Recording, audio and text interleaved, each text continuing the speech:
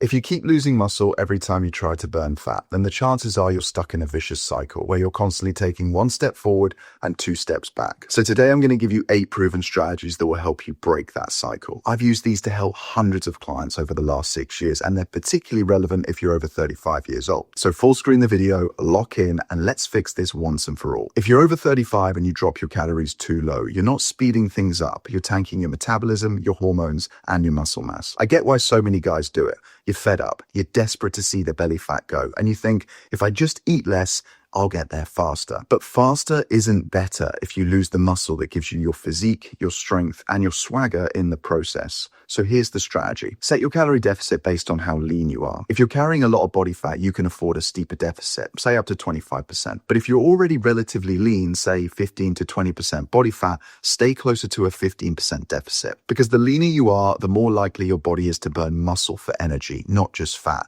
And this is where guys screw up. They starve themselves on 1,200 calories and then wonder why they feel like trash and look softer instead of sharper. But you don't want to just lose weight. You want to lose fat while keeping your muscle intact. And to do this, you need to start by figuring out your maintenance calories. The easiest way to do that is to multiply your body weight in pounds by 14, 15, or 16. So if you're more sedentary, you have a desk job and you don't get many steps in, use 14. If you're moderately active and you're doing 3 workouts a week and you walk regularly, use 15. And if you're very active, use 16. But you have to be honest with yourself here. And for all the John Rambos out there, almost no one needs to use 16. 16 would be if you work construction and you trained hard in the gym 4 or 5 times a week. Some people will be 15, but honestly, the vast majority of you will be 14. So let's say you're 180 pounds and moderately active. You would do 180 times by 15, which equals 2,700 calories. That would be to maintain your weight. Now you want to create a moderate deficit of 15 to 20% based on that number. So a 15% deficit would be 2,295 calories. So just round out to 2,300. Or a 20% deficit would be 2,160. That gives you a target range to burn fat without sacrificing muscle. And that's really important because a moderate deficit is one that you can actually stick to. The other thing that's really important here is a consistent eating schedule, because that's going to help you manage your hunger hormones and keep them in check so that you don't turn into the cookie monster. Because when you're over 35, your recovery window is smaller. You can't keep redlining your system and expect to build anything sustainable. Now that your calorie target's dialed in, let's talk about how you can use something called calorie cycling to make your diet more flexible and hold on to muscle even in a deficit. Think of calorie cycling like financial planning for your energy. Instead of spending the same amount every day, you save some on some days so you can spend more on the days that matter, like your training days. So instead of eating like a robot every day, you cycle your calories based on your training. Lower on rest days, higher on gym days. Simple, strategic, and way easier to stick to long term. So let's say your deficit target is 2,400 calories per day. That gives you 16,800 calories to play with across the whole week. And that's just 2,400 multiplied by 7. But instead of splitting it evenly, you drop to 2,000 calories on the 3 rest days, which frees up an extra 1,200 calories to spread across your 4 lifting days. So now on training days, you're eating 2,700 calories instead. Same weekly total, but this is a way better setup. Because after a workout, your body's in recovery mode. Muscle protein synthesis spikes, your insulin sensitivity improves, and you're basically in the best possible state to absorb nutrients and build muscle, even in a deficit. So you're giving your body what it needs when it needs it. Doing this is going to mean less muscle loss, better performance, and a diet that feels less like punishment and more like a plan. It also makes social occasions way easier. You want to go out for dinner on a Friday night? Shift some calories from your Tuesday rest day, and you've got room. You're no longer at the mercy of rigid daily targets. You are in control. So if you want to lose fat without looking flat, start thinking in weekly averages, not daily quotes. Cycle smart, train hard, and keep your muscle. But calorie cycling only works if you're giving your body the right building blocks. So next we need to make sure that you're eating the right stuff to preserve muscle and stay full. If you're serious about burning fat without losing muscle, protein isn't optional. It's essential. Protein is what your muscles are made of. And when you're in a calorie deficit, your body is looking for energy wherever it can find it. Without enough protein, it will happily start breaking down your muscle tissue. Aim for 0.8 to 1 gram of protein per pound of body weight. If you're 180 pounds, that means aiming for somewhere between 145 to 180 grams of protein per day. Now, I know what you're thinking. That sounds like a lot, but it becomes simple when you anchor every meal with protein. So start your day with a high protein breakfast. Eggs, Greek yogurt, a shake, whatever you want. Because when you start your day with protein, you don't just protect your muscles, you stay fuller for longer, you make better food choices later, and you make hitting your daily total way easier. And then make protein the foundation of every meal, not an afterthought. Protein actually comes from the ancient Greek word protos, which translates to first. So that gives you an idea of just how important it is. Same goes for fiber. It's your secret weapon for appetite control. You want to aim for 30 to 40 grams of fiber per day. But the problem is most guys are barely getting half of that. The power of fiber is that it slows down digestion, keeps your blood sugar stable, and makes you feel full on fewer calories. So load up on fruit, veg, legumes, and whole grains. Think of it this way. Protein builds muscle, fiber keeps you from eating the house. And together, they make fat loss feel less like a grind. Now you've got your calories set, your weekly plan in place, and your meals working for you. Let's talk about the one macronutrient that most guys ignore and why it's killing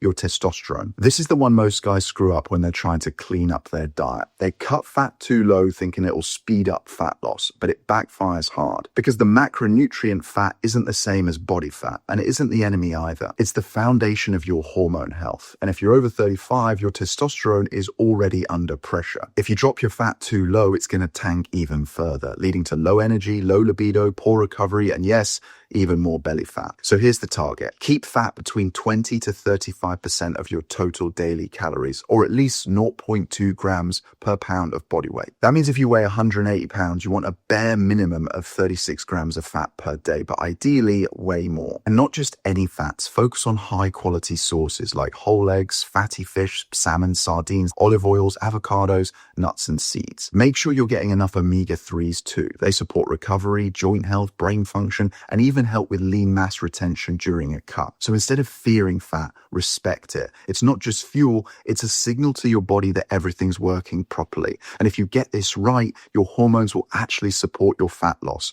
not sabotage it. Now that we've talked about what's on your plate, let's shift focus to how you're burning fat without draining your recovery. Because this is where most guys overcomplicate things and make a big mistake. They think fat loss means hammering cardio, running, cycling, HIIT classes 6 days a week. But if you're over 35, that strategy is a fast track to burnout, not results. The truth is that excessive cardio is actually one of the worst things you can do when you're trying to hold on to muscle. You see, it's been proven to increase cortisol, which is your stress hormone, which then interferes with recovery and reduces your testosterone, and that's the opposite of what you want. So here's the strategy. I'm talking about consciously creating a more active lifestyle. Steps, chores around the house, walking meetings, playing with your kids. This is called NEAT, which stands for non-exercise activity thermogenesis. It burns way more calories than you think. It doesn't stress your system the way running or high intensity cardio does, and it helps keep your metabolism firing, all without sacrificing recovery or muscle mass. Your goal is to hit 8 to 12,000 steps per day, depending on your lifestyle. That might sound like a lot, but if you actually try, you can easily chip away at it throughout the day. And when you realize that it'll help you burn an extra 2,000 calories every week and over 40 pounds of fat in a year, I think you'll make time for it. Want to speed things up? Add a 20 to 30 minute brisk walk after dinner. It'll improve digestion, lower blood sugar, and help you wind down for better sleep. And if you do enjoy your cardio, just keep it low intensity, not boot camp circuits that leave you wrecked for days. Remember, you don't want to be sweaty and exhausted. Sweat is not fat leaving your body, it's water. You want to be lean, strong, and recovered. Speaking of recovery, there's one recovery killer that completely wrecks fat loss and muscle retention if you're not careful. And that's what we're going to talk about next. This one stings for some guys, but it needs to be said. If you're serious about burning fat without losing muscle, alcohol is working against you on every level. As soon as you start drinking, your body prioritizes metabolizing alcohol over everything else, including fat. So fat burning comes to a screeching halt. And because alcohol is metabolized into something called acetate, which is a fuel source your body wants to use immediately, the rest of your energy in your system, i.e. food, is more likely to get stored. That's strike one. Strike two, drinking messes with your appetite. We've all been there. You know you're more likely to eat calorie-dense, nutrient-poor foods, and way more of them than you planned. Strike three, alcohol absolutely wrecks muscle recovery. In one study, consuming 9 drinks post-workout slashed protein synthesis by 24%. So not only are you pausing fat loss, you're also blunting muscle repair and growth. If you're drinking regularly, especially during a cut, you're basically throwing a spanner in the gears of everything that's working for you. So ask yourself, is the buzz worth the backslide? Cut it out, or at very least, cut down on it. Because when you remove that obstacle, everything else gets easier. But booze isn't the only thing that's quietly killing results. There's something else even more important that most guys ignore completely, and without it, nothing else works. If you're not sleeping well, you're not recovering well. And if you're not recovering, you're not keeping muscle. But this is the part most men skip. They train pretty hard, they eat pretty clean, but then they stay up watching Netflix till 1 a.m. and wonder why their progress is crawling slower than a 6-month-old baby. Look, when you're over 35, your body doesn't bounce back like it used to. Sleep becomes your secret weapon or your silent killer. And here's what actually happens when sleep goes out the window. Testosterone drops, cortisol rises, cravings skyrocket, insulin sensitivity plummets, and protein synthesis tanks. 5 bad things. 5 things that are the exact opposite of what you want when you're trying to get lean and strong. 1 bad night's sleep can reduce insulin sensitivity by 30%.